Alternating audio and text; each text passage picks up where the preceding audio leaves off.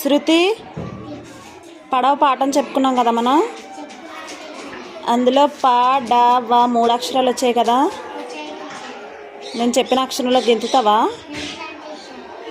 డాడప్పు వా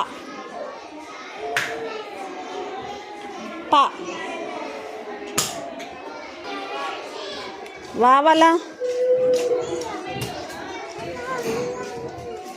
పాపడవా డాడప్పు డాడప్పు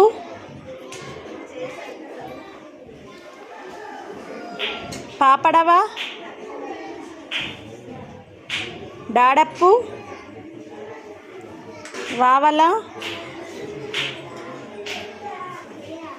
డాడప్పు